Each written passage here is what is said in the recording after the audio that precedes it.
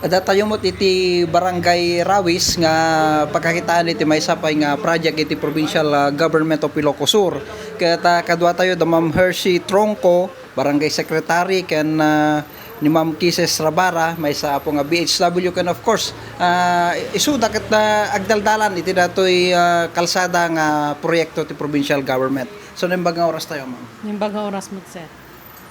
Ma'am, patamaganda kami man iti kabukudan yung experience wano anya dagiti nakita yung kasasaad dato kalsada idihaan pay nga nasimpa dato, ma'am.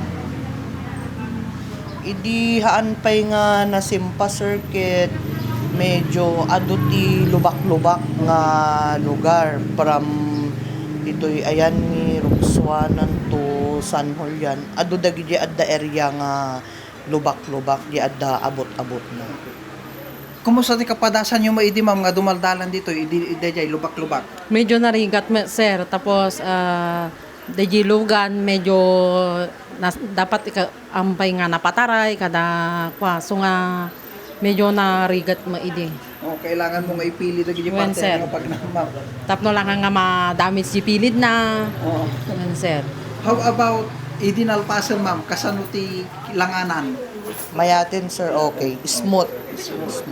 May atin ti magnan, sir. Oh, di pa nagdalya sa Kaya nadardaras ka pa yun nga agdalya sa atin, sir. Oo. Tawan ti labsa-labsam nga lubak-lubakin kada disya-lisyamon, sir. Mo pa problema nga da kunami tatay ada madadail na sa partes Yan, naman. sir. Talaga.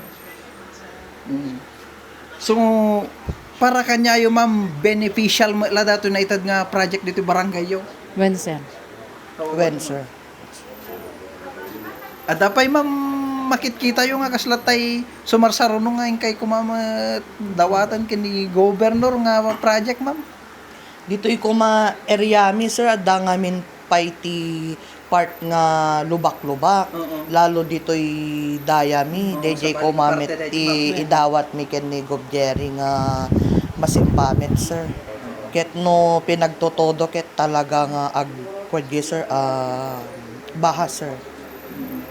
So after dato yung naipaay nga project kasi di kumamot ti mapasama kada di sa bali pa nga pasiti kalsada yung ma'am. Uben sir ta mayat tomet lang ti dalan mi dito iko sir so nga DGT daw dawat mi ken ni Gob Jerry sir.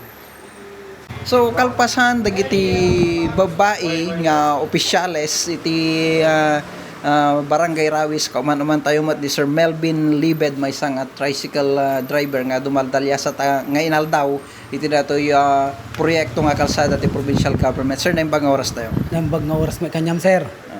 Sir, personally kasano ti langana nga makitkita mo idi datoy nga kalsada idi sakbay nga dimteng datoy proyekto ti provincial government. Idi, sir, ket ado ti lubak-lubak na kada abot-abot na, sir.